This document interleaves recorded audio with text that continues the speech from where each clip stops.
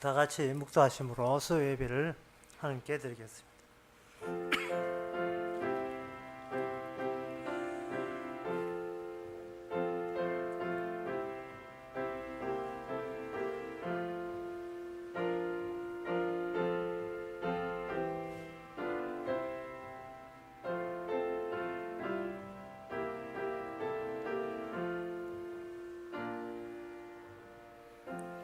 여호와는 나의 분기시니 나는 주의 말씀을 지키리라 하였나이다. 내가 전심으로 주의 은혜를 구하였사오니 주의 말씀대로 나를 긍휼히 여기소서.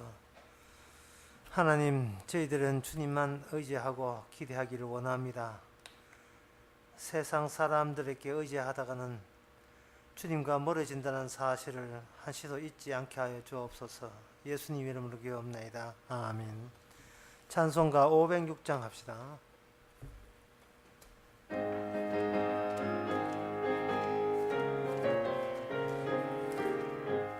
예수도 알기 원함은 크고 넓은 은혜와 대속해 주신 사랑을 간절히 알기 원하네.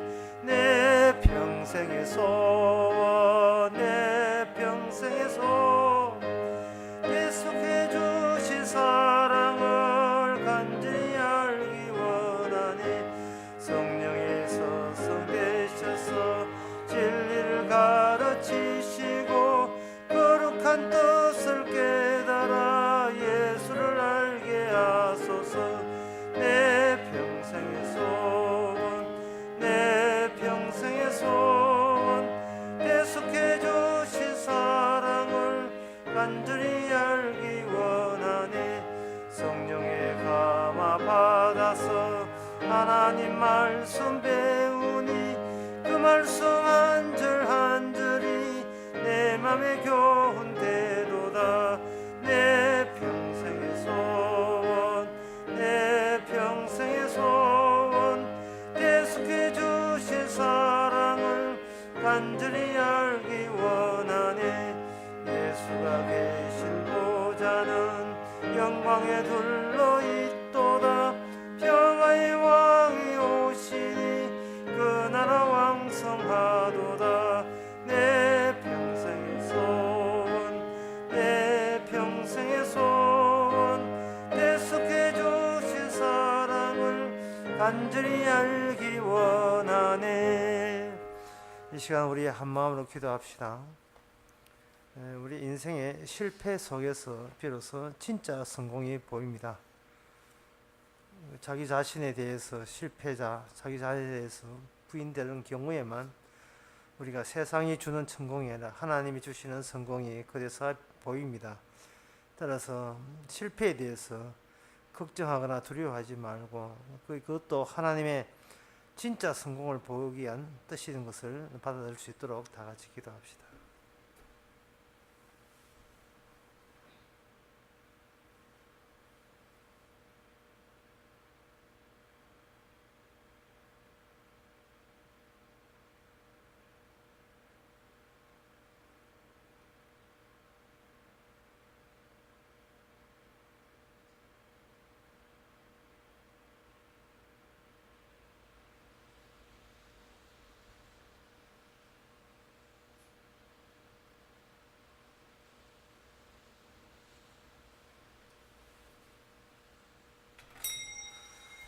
하나님 아버지, 세상적으로 보기에 우사스럽고 부끄럽고 성공하지 않는 것처럼 보이는 천시받고 천대받는 인생이라 할지라도 우리 주님께서 다른 기준으로 우리를 보신다는 그 사실을 저희들이 잊지 않게 하여 주시옵소서.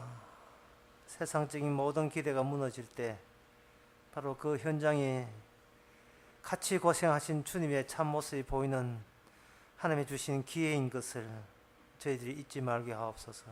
예수님 이름으로 기도합나이다. 아멘.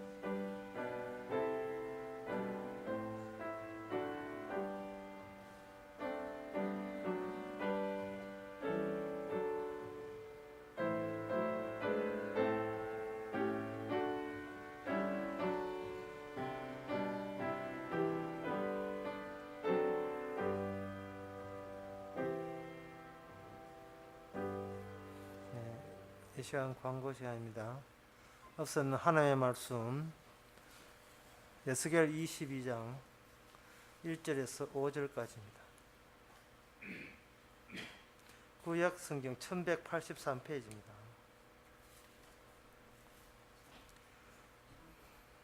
에스겔 22장 1절에서 5절 제가 읽습니다. 여호와의 말씀이 또 내게 임하여 가라사대 인자야 내가 국문하리느냐 이 피 흘린 성읍을 국문하리느냐 그리하리거든 자기의 모든 가정한 일을 그들로 알게 하라. 너는 이르기를 주 여호와의 말씀에 자기 가운데 피를 흘려 벌 받을 때로 이르게 하여 우상을 만들어 스스로 더럽히는 성아 너가 흘린 피로 인하여 죄가 있고 너가 만든 우상으로 인하여 스스로 더럽혔으니 내 날이 가까웠고 내 연한이 찼도다. 그러므로 내가 너로 이방의 능력을 받으며 만국의 조롱거리가 되게 하였노라. 내 이름이 더럽고 어지러움이 많은 자여 가까운 자나 먼 자나 다 너를 조롱하리라. 아멘. 하나님의 우리에게 주신 말씀은 우리가 하나님으로부터 듣고 싶은 그런 은근히 기대하는 그 말씀과 전혀 다릅니다. 우리가 기대하는 모든 하나님의 좋은 말씀은 내 뜻을 이루고 내가 이 땅에서 잘 먹고 잘 사는 거기에 도움되고 보탬이 되는 영광이 되는 그런 말씀들을 은근히 기대하고 있는데 하나님께서는 우리가 원하는 말씀을 주지 않는 이유는 우리 자신부터가 내가 누군지를 우리가 잘 모르고 있다는 점을 감안해서 그렇습니다. 우리는 우리 자신을 만날 그걸 보면서 안다고 자부하지만 진짜 내 자신이 누구냐 하는 것은 우리가 스스로 우리 자신에게 살핀다고 검사한다고 이렇게 조사한다고 해서 이 밝혀지는 문제가 아닙니다. 그럼 하나님의 방식은 뭐냐? 하나님 제가 어떤 사람입니까? 라고 내가 어떤 존재입니까? 어떤 인간입니까? 물으면 하나님께서 이렇다 저렇다 하시기 전에 하나님 앞에 하나님과 우리 사이에 어떤 분을 보내셔요. 여기 이 본문 같으면 선지자겠죠. 또 신약에 같으면 예수님이겠죠. 하나님과 우리 사이에 어떤 분을 보내셔가지고 그 하나님의 보낸 자에 대해서 우리가 어떤 반응을 나타내느냐가 바로 그게 우리의 진 모습입니다. 하나님의 선지자를 보냈는데 그 선지자 그냥 아무 소리 하고 우리 앞에 서 있지는 않아요. 뭔가 하나님의 말씀을 담고 우리에게 퍼뜨릴 때에 그 말씀을 우리가 듣는 순간 우리는 그 말씀을 얼굴을 돌리고 외면해 버려요. 그게 우리 모습입니다. 우리가 그렇게 궁금했던 건 도대체 내가 누구며 내 운명과 내 마지막 모습은 어느 쪽인가 참 궁금했는데 하나님께서 미리 우리에게 말씀을 살아생전에 말씀을 주셔가지고 우리가 하나님의 말씀 앞에서 어떤 반응을 나타내느냐 그 모습이 진짜 우리 모습으로 생각하는 겁니다. 제가 만나본 적이 있는 어떤 부인인데 오늘 돌아가셨다는 게 나이가 57살밖에 안 돼요. 저보다 어려요. 저도 만나본 적이 있어요. 57살이라 지금 죽었던 나이가 사람이 훤하이 얼굴도 좀 크고 참 후하게 생겼어요. 공적에 있던 부인인데 저보다 또 젊은 사람인데 죽었다는 소식을 듣고 난 뒤에 제가 느낀 것은 그 사람 물론 교회 안 다니는 사람이죠.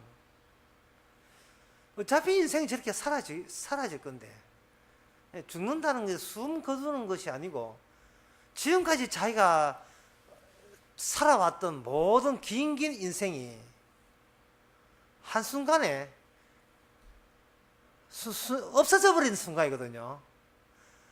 이 땅에서 무슨 일을 남기고 어떤 거창한 일을 하고 뭘 해도 그 사람이 죽었다는 말은 그 사람이 달고 다니던 그 긴 모든 풍문과 이런 것도 한꺼번에 전부 다 날아가 버립니다. 없습니다.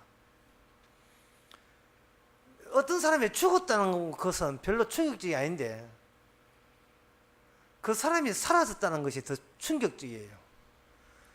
있으나 마나한 존재가 되었다. 그 사람은 인간 죽어버리면 있으나 마나한 존재가 돼요.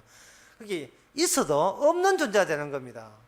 그러면 있으면서 그렇게 울고 불고 싸우고 닥달내고 네가 잘했니 내가 못했니 어떻니 저떻니 하는 그것도 너도 죽고 나도 죽는 이 마당에서 그게 다 부질없는 그게 아무 헛되고 소용없는 세월을 보낸 거예요. 시간을 보낸 겁니다. 저래 죽을 걸, 저렇게 사라질 걸, 죽었다는 말을 바꿔야 되겠어요. 저렇게 사라질 걸, 흔적도 없이 있었나? 없잖아. 없는 거야. 없는 거야. 없으니까 뭐 이야기할 것도 없어. 이제 없어졌으니까. 그게 바로 그 사람에게만 해당되는 게 아니고 이러고 사는 거예요. 바로 나에게도 동일하게 해당될 때 우리는 나에 대해서 안다는 게 뭡니까? 아무 의미가 없는 거예요. 우리가 여기에 내가 나에게 의미 있으라고 있는 게 아니고 하나님께서 우리를 이렇게 이 땅에 만드신 것은 우리하고 누구를 만나는 데 의미가 있어요. 예수님과 만나고 하나님의 말씀과 만날 때 우리가 자기가 곧장 사라질 존재도 모르는 그것도 알지 못한 채 뭐가 그 말씀은 틀리니 그 하나님의 말씀은 하나님께서는 그 생각 잘못하신 것입니다. 내 생각이 옳습니다. 하나님 말씀 그거 너무 심합니다. 이러쿵저러쿵 하는 그 모든 그 헛소리가 바로 하나님의 가슴을 아프게 하면서 우리는 잠깐 이 땅에 등장했다가 곧장 사라지는 겁니다. 그래서 하나님께서 남기고자 하는 사랑은 우리가 아니고 우리한테 피해본 예수님만 남기는 겁니다. 천국이란 바로 그분의 우리한테 미흡성 받았던 미움 받았던 천대 받았던 그분의 세계. 누가 합류할 수 있습니까? 우리는 다 미워했는데 우리는 다 그분을 싫어했는데 하나님께서 그분을 좋아하시는 분은 오직 하나님밖에 없어요. 하나님만이 좋아하는 그분을 우리는 어느 누구도 좋아하지 않았습니다. 내 마음에 들지를 않았어요. 우리는 우리 자신이 누군지를 몰라요. 굉장히 자신을 멋있게 보는 겁니다. 굉장히 멋있게 봐요. 하나님께서 그분을 예수님을 보내니까 소위 나는 내 자신을 멋있게 봤는데 그 멋있게 본 내 자신의 모습에 우리 예수님이나 하나님의 말씀을 끼일 자리가 없어요. 왜? 나는 너무 멋있기 때문에, 너무 잘났기 때문에. 이 잘남을 유지하기 위해서는 내가 싫어버린 바 되는 그런 말씀이나 성경 말씀이나 예수의 글 쓰는 이 그림자도 얼씬하지 말아야 된다는 그게 평소에 우리의 본심으로서 꾸역꾸역 하루하루를 지금 살아가고 있습니다. 얼마나 못된지를 모르고 우리가 얼마나 못됐어요. 자기가 누군지도 모르면서 곧장 죽으면 사라질 건데 손에 쥐면 없이 되거든요. 이 성경이 제가 지낸 이야기 아니고 세편에 나옵니다. 한평생을 이렇게 엉죽해서 손에 쥐면 마치 다 먹어버리는 솜사탕처럼 손에 쥐면 없어져요. 뭔가 있어야 되는데, 남아 있어야 되는데. 인생이라는 것이 이렇게 뭔가 고생도 많이 했고, 고민도 많이 했고, 걱정도 많이 했고, 수능 앞두고 기도도 많이 했는데, 나중에 쥐다 보니까 아무것도 남질 안 했어요. 이게 무슨 조화입니까? 이런 조화가 다 있어요.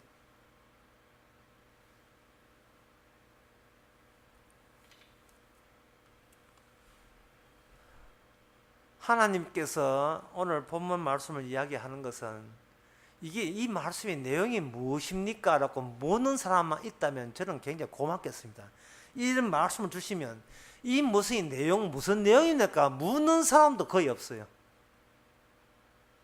아예 하나님 말씀은 나하고 상관없다고 아예 단정 짓고 살아가고 있거든요.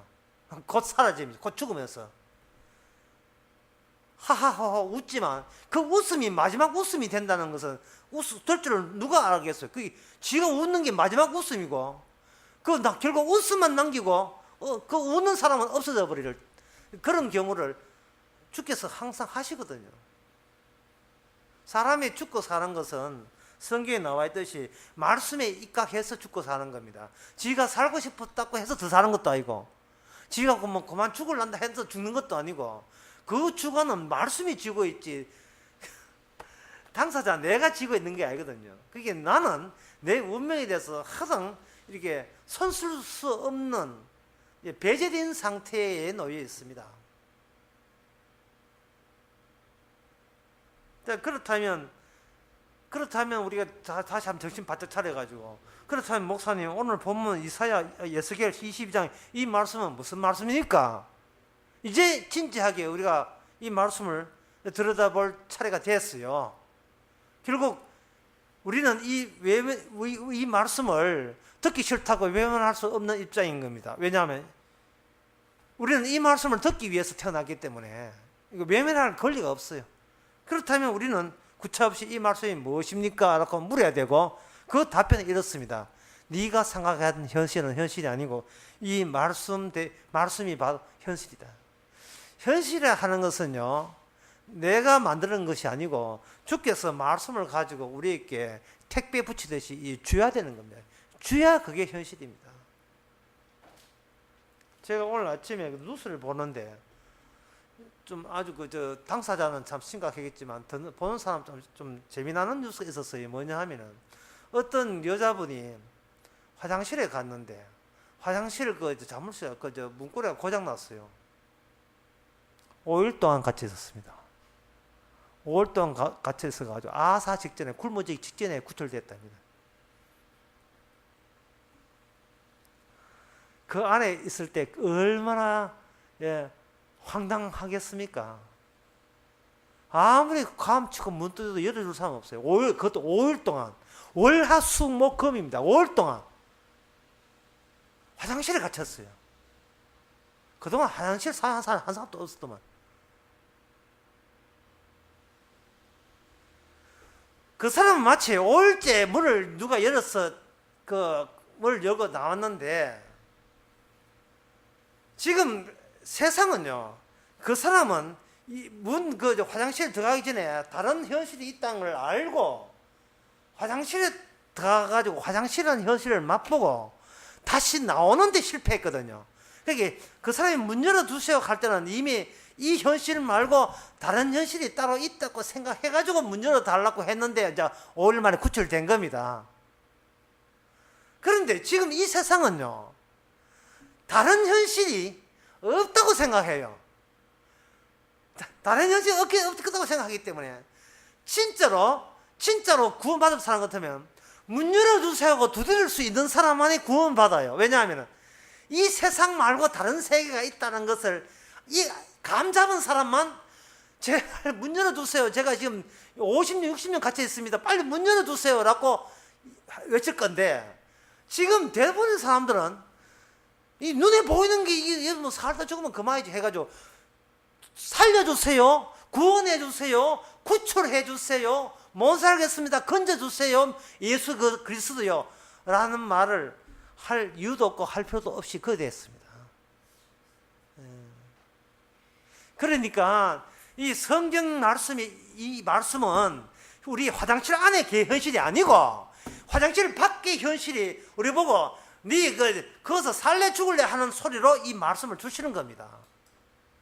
그런 입장에서 오늘 본문 말씀은 뭐 뜻이냐 하면, 이스라엘아, 너희들이 살고 있는 그 성읍은, 예루살렘은 피로 물들어서 저주받은 도성이다. 그러니까 너는 거기서 빠져나와야 돼. 구원받아야 돼. 구출돼야 돼. 라는 소식을 하나님께서는 이걸 현실로 이야기하시면서 우리에게 주시는 말씀입니다. 예. 자, 하나님만이 알 수 있는 현실인데 우리는 몰랐습니다. 그런데 선지자를 통해서 말씀을 주니까, 맞아, 살아야 되겠네요. 이 도성이 어떤 도성이라고요? 저주받을 도성이야. 그렇다면 이거는 저 살고 싶어 살아야 되겠습니다. 라는 반응을 우리가 보여야 된다는 겁니다. 따지지 말고. 여기에 오늘 본문에 여기 3절에 보면 너는 이르기를 주 여호와의 말씀에 자기 가운데 피를 흘려 벌 받은 때도 이르게 하며 우상을 만들어 스스로 더럽히는 성아, 내 흘린 피로 인하여 죄가 있고 너 만든 우상을 위하여 스스로 더럽혔으니 이제 너 날이 가까웠고 너가 능력을 받는 그 날이 왔다. 이렇게 이야기하는 겁니다. 우리 자신이 누구냐 할 때는요, 하나님께서 우리에게 말씀을 줄 때만 우리 자신을 알아요. 말씀이 오지 않으면 우리는 굉장히 점잖은 분이고 굉장히 똑똑하고 착하고 훌륭하고 이 땅에 살 만한 가치가 충분히 품고 있는 사람이라고 그렇게 자부합니다. 그러나 그거는 우리가 우리 자신을 그렇게 오해해서 그렇게 늘상 생각하는 것이지, 진짜 하나님의 말씀이 입각하게 되면 우리는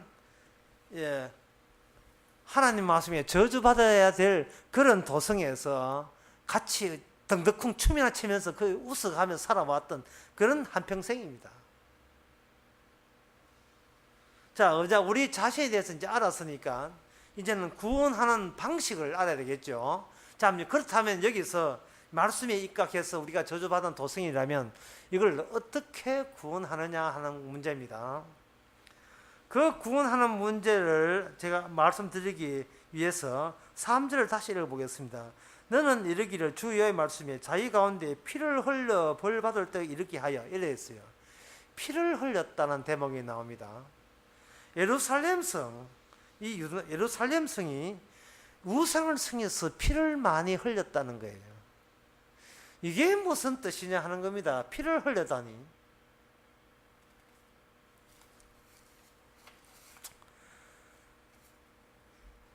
여기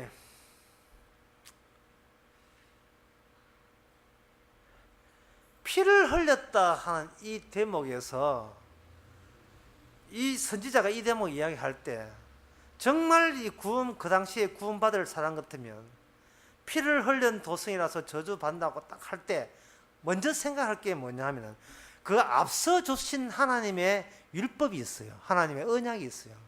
그 언약이 언약을 염두에 두고 지금 에스겔 선지자가 그쪽을 염두에 두면서 이 예루살렘 성을 피를 흘린 도성이라고 언급한다는 점을 잊지 말아야 됩니다.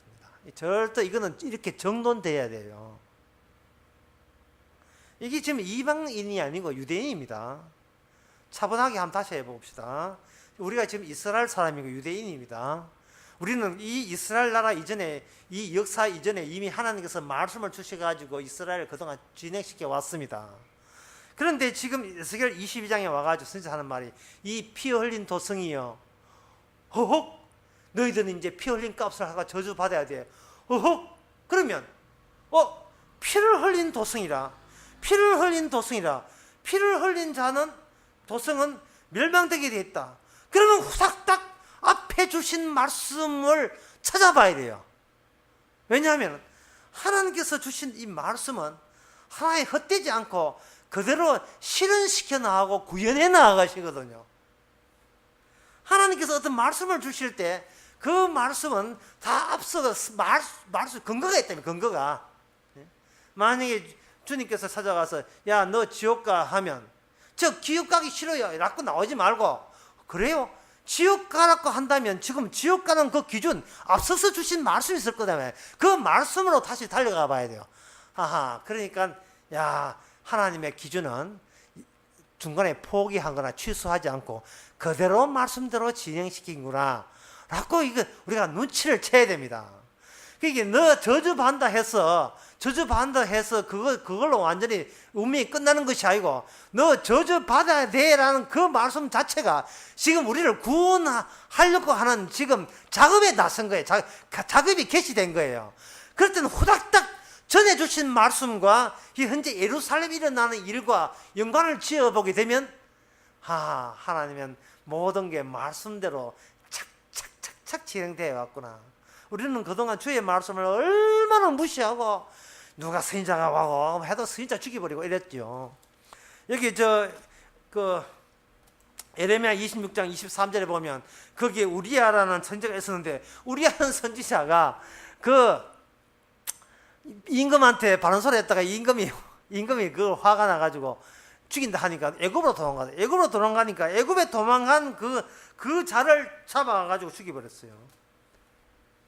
그럴 때 이 피 흘린 도성이 되는 겁니다. 우리가 잘 아는 마태복음 23장 37절에 보면 제가 한번 읽어볼게요. 예수님 하신 말씀입니다. 예루살렘아 예루살렘아 선지자를 죽이고 내게 파송된 자들을 돌로 치는 자여, 암탉이 그 새끼 날개같이 모험같이 내가 뭐를 한 번이 몇 번이냐. 그러나 너희가 원치 아니하도다. 예루살렘아 예루살렘아, 그 예루살렘이 어떤 예루살렘이 있냐? 선지자를 죽이고 파송된 자를 돌로 치는 예루살렘아. 이 소리를 들을 때, 이 소리 듣는다고 다 지옥 가는 거 아니거든요. 이 소리를 딱 들을 때 하나님의 계획은 우리가 싫어한 바 있어도 하나님은 그냥 말씀대로 그냥 그대로 믿어 붙이는구나. 야, 우리가 선지자를 언제 죽였지? 왜 죽였지? 뭐 때문에 죽였지? 누가 죽였지? 이것을 다시 한번 돌아보게 되면 그 사람은 구원받는 사람 되는 겁니다. 그렇다면 이제 우리들의 생각을 한번 돌아봅시다. 그렇다면 하나님께서 선지자를 보내실 때 하나님의 능력이 많으신 분이니까 그들이 선지자의 말을 몰아듣도록 하지 말고 아예 처음부터 하나님께서 능력을 행하사 나 선지자다 하면 환영했습니다. 말씀 전한다. 듣겠습니다. 이렇다. 아멘 믿습니다. 왜 이렇게 하시지 않고 왜 선지자에 대해서 그 반응을 유발하도록 왜 하나님이 그렇게 조치하셨나 이 말입니다. 여기에 오늘 본문에 오늘 설교에서 제일 난해하면서도 제일 중요한 대목에 우리가 접근해 왔습니다. 그것은 이 피에 관해서 앞서서 주신 하나님의 율법이 있어요. 레위기 17장에 있습니다. 레위기 11장에 보면 이런 말씀이 나와요.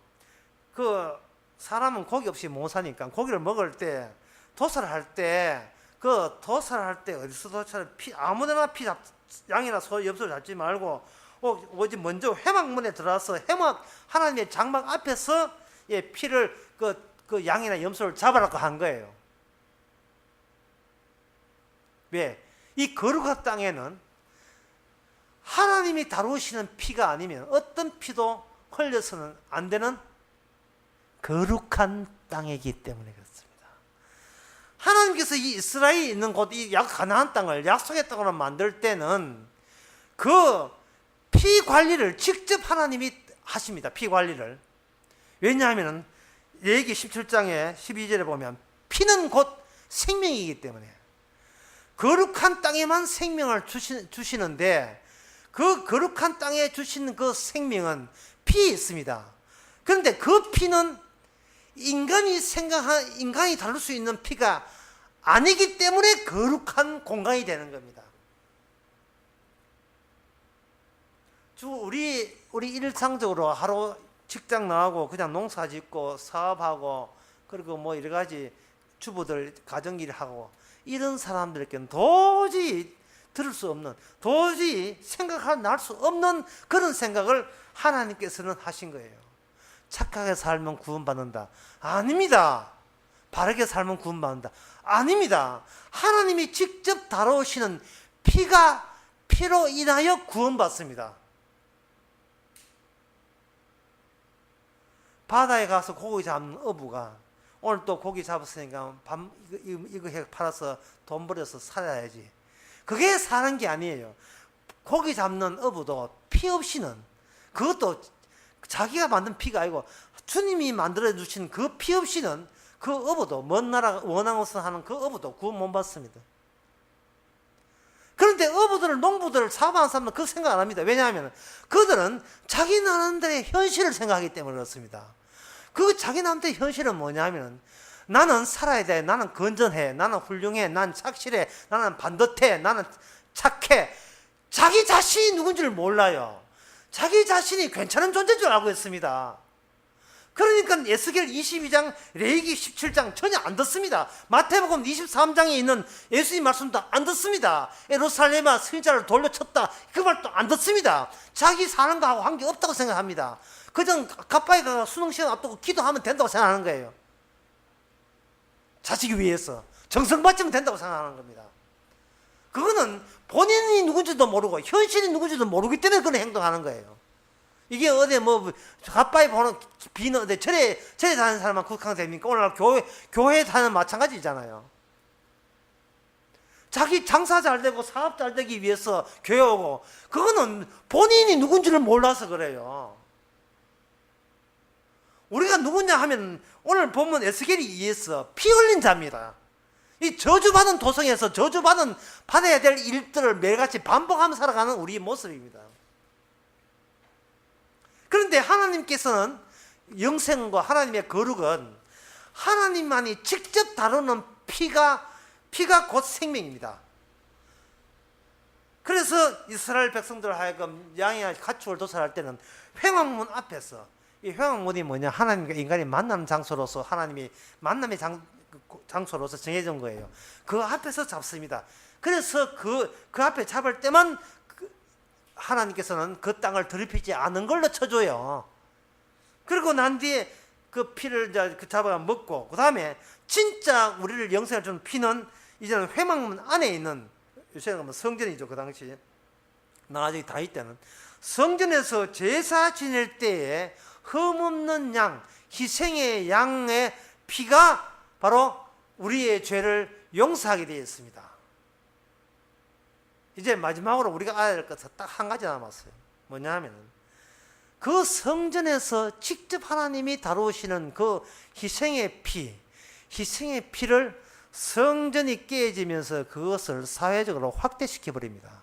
확대시키면 어떤 현상이 일어나냐 하면, 하나님의 말씀을 전하는 죄 없는 선지자들이 바로 그 구원되어야 된다는 이스라엘 백성들로부터 피 흘림을 당하는, 희생을 당하는 그러한 사태가 일어나는 겁니다. 성전 안에서는요, 순한 양을 제사장이 잡아서 피를 흘리고 기름을 짜내고 피를 흘립니다.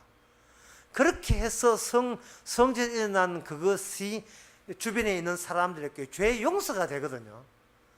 그런데 이제는 이스라엘을 멸망한 시점에서, 성전이 깨진 시점에서는 성전 안에서 있던 그 어린 양을 이제는 어떤 인격체로 구체화되는데, 그 중간 과정이 뭐냐? 선지자의 고난입니다. 마태복음 23장 그 대목을 다시 읽어볼게요. 예루살렘아 예루살렘아 선지자들을 죽이고, 예루살렘이 어떤 기능을 해야 되는가? 선지자를 죽이죠. 이 선지자가 무슨 죄가 있습니까? 이 선지자는 그냥 하나님의 말씀을 입에 달고 전했을 뿐이에요. 그들을 죽이는 것은 곧 누굴 죽인 것과 연관되느냐 하면 바로 하늘에서 오신 하나님 자신을 죽이는 것이 돼요. 예루살렘아 예루살렘아 내 파송된 선지자를 죽인다, 이 말은 곧 너희들이 나를 죽이게 될 것이다.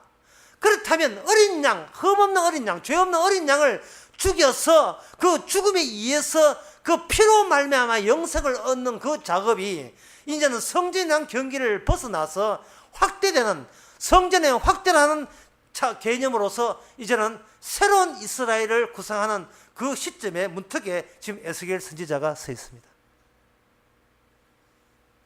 그런 작업을 하시면서 먼저 세상의 모든 것을 어두움, 죄악된, 자기가 누군지도 모르고 그냥 지 잘난 맛에 살아가는 이 세상, 그리고 현실이 뭔지는 모르고 그냥 눈에 보이는 화장실에 5일 동안 같이 있어도 그게 그 화장실이 자기가 알고 있는 세상의 전부라고 생각하는 겁니다. 57살 문, 내 아는 사람, 공직에 있던 사람, 그 사람은 복음도 모르고 그냥 죽었어요. 젊은 나이에. 그가 평생 동안 보고 온 것은 뭐냐 하면은 바로 화장실 안에 갇혀있는 그 현실 전부였습니다. 화장실 밖에 또 다른 현실이 있다는 걸 모르고 그게 전부인 줄 알았어요. 물론 그 사람 속에도, 그 사람에게도 교회가 전도했을 것이고 말씀도 했지만 자기가 잘난 입장에서는 그 성경 이야기, 교회 이야기, 성경 이야기, 복음 이야기는 자기한테는 아무 들을 필요도 조차 없는, 그는 천대해도 괜찮은 소리인 줄 알았습니다. 지금도 교회들마다 복음을 전해요. 처음 봤던 사람한테도 전하고 무슨 관련된 사람도 복음을 전하고 했는데 뭐 상처받았다니 뭐 삐졌다니 해가지고 복음을 전하면 무조건 뭐 상처받았다, 당신 말 때문에 상처받았다, 어떻다 저떻다, 당신만 믿는 줄 아느냐, 이런 식으로 되돌아오는 것은 왜 우리가 잘났는데 왜 잘난 우리 보고 저주받아야 마땅하는 소리를 왜 하느냐. 그래서 어느 글에 보니까 저에 대해서 그 인터넷에 보면 평을 해놨어요. 이건호 목사는 모든 것을 죄라고 규정하는 사람이다. 그 말 맞잖아요. 인간은 없습니다. 인간은 육신밖에 없어요. 인간은 없거든요. 그런데 자기가 잘난 인간이라는 거예요. 또 어떤 데는 니만 잘났나 이거. 평소에 얼마나 자기 잘남을 생애 목표로 삼았으면 니만 복음 알아서 잘나서 복음 아니야, 나도 잘나서 복음 안다. 그 잘남과 잘남의 경쟁으로만, 경쟁 구도로만 가고 있으니 참 사도 바울도 고생 많이 했다 싶겠어요. 다른 복음에 내 의해 다른 복음은 저주를 받는다. 이게 사도 바울이 잘나서 그런 이야기 하는 겁니다. 잘난 척해서 그렇습니까? 진짜라서 그런 거예요. 진짜 하나님 보낸 사도이기 때문에 그런 소리 하는 거예요. 이제는 확대되었습니다. 바로 성도가 이 땅에 흠없이 죽어야 될 어린 양 같은 신세, 이 신세에 대해서 우리는 감지득지해야 되고 세상에 있는 어떤 영웅도 부러워하지 맙시다. 영국 여왕하고 같이 밥 먹었다고 해서 너무 부러워하지 마시고요. 영웅은 바로 우리가 영웅입니다. 우리가 바로 하나님의 사람이에요. 황금제 마차 타고 말 탔는 거 좋아, 다 마차상 다 좋은데, 박근혜 그분이 마차 타고 다 좋긴 좋은데 우리도 타면 기분 좋을 거예요. 아마 자랑질 할 겁니다, 우리도. 하지만 진짜 이 하나님 보시기에 영웅은 이 세상이 어떤 세상인 걸 알고 오직 예수의 십자가 피만이 영생 안에 그 안에만 들어있다는 것을 믿고 전하는 바로 성도입니다. 기도하겠습니다. 하나님 아버지, 세상 다시 보게 하시고 우리 자신에 대해서 다시 알게 하옵소서.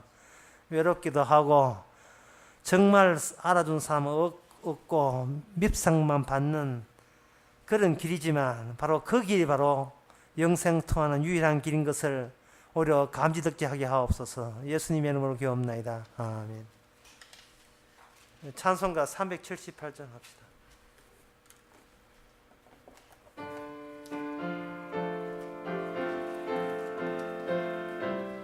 가사를 생각해 보세요.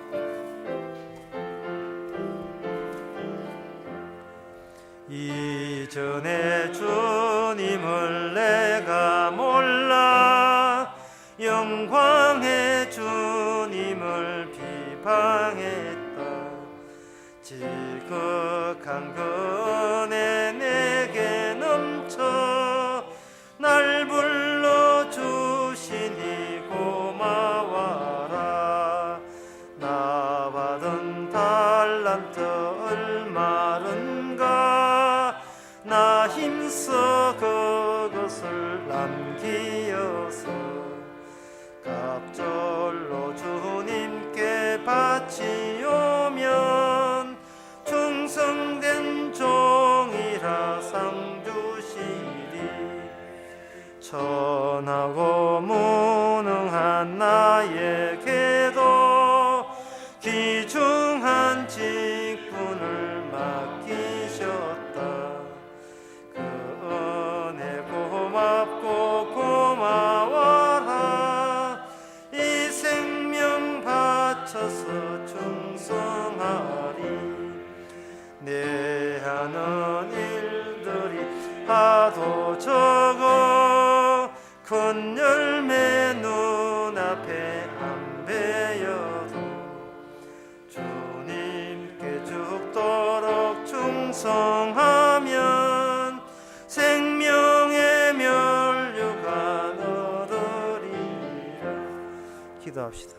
지금은 우리 주 예수 그리스도 은혜와 하나님의 크신 사랑과 성령의 충만하심이 오직 생명과 구원은 주님께 있기에 주님만 의지하는 모든 성도에게 주 이름으로 축원하나이다. 아멘.